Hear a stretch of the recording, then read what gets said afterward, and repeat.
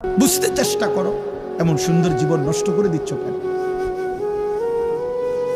এমন হায়াত নষ্ট করে দিচ্ছ কেন? আমরা এই পর্যন্ত যে যতগুলো নারী দেখছো সবগুলো দিলে তুমি সামলাইতে পারবা? সারাদিনে যে যত নারী দেখছো সবগুলো দিলে সামলাইতে পারবা? তাইলে এত নারী দিয়ে করবা কি? এত নারী দিয়ে করবা কি বাপ? এত নর্তকী দিয়ে তুমি করবা কি? নর্তকীর কাছে তো কিছু নাই বাবা। মোবাইলেই যে নারী তার ছবি দিয়ে লাইছে, নাটকেই যে নারী তার ছবি দিয়ে ফেলছে, এই বাপ তার কাছে তো আর কিছু নাই। যা ছিল সে তো পয়সার মূল্যে বিক্রি করে দিছে। ওর কাছে তো কিছু নাই। ওর হাসি তো ধোকা, ওর দেহ তো ধোকা, ওর রূপ যৌবন তো ধোকা। বেহায়া নারী, বেপর্দা নারী, সে তো নিজের রূপ আর যৌবন ফেরি করে দিছে। সে তো খোলা মাঠে ছেড়ে দিছে যে বুড়া জোয়ান, আতুর, লুলা, পঙ্গু, প্যারালাইজড, অসল, যায় পারো আমারে দেখো, তুমি দেখলেই আমার পয়সা আইয়ে।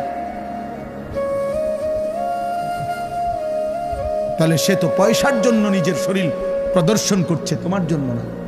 তোমার জন্য হলে তো একা তোমারে দেখাই, আর একা তো দেখায় এই জন্য স্ত্রী, হালাল এবং পবিত্র স্ত্রী, সে শুধু তার স্বামীর জন্যই সাজে।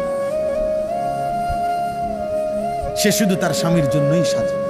এজন্য নবী বলছে, ওই নারী নেককার নারী, ওই নারী পবিত্রা নারী, ওই নারী সতীসাধ্যী নারী, ওই নারী উত্তম নারী, ইজা নাজারা ইলাইহা সাররাতহু, যার স্বামী যখন তার দিকে তাকায় তো তার সৌন্দর্য দেখে, তার সাজগোজ দেখে, তার হাসি মাখা মুখ দেখে স্বামীর দিল শান্ত হয়েছে।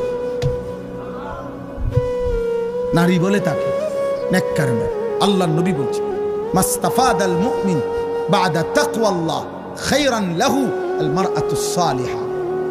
নবীজি বলছে, আল্লাহর এই পৃথিবীতে তাকওয়ার পরে ঈমান, ইসলাম, নামাজ, রোজা, বন্দিগি, এই ইবাদতের পরে কোন ব্যক্তি দুনিয়ার সর্বশ্রেষ্ঠতার যে অর্জন, সম্পদ, নেয়ামত, দুনিয়াবি যা সে পেল, তার মধ্যে সর্বশ্রেষ্ঠ নেয়ামত আল মারআ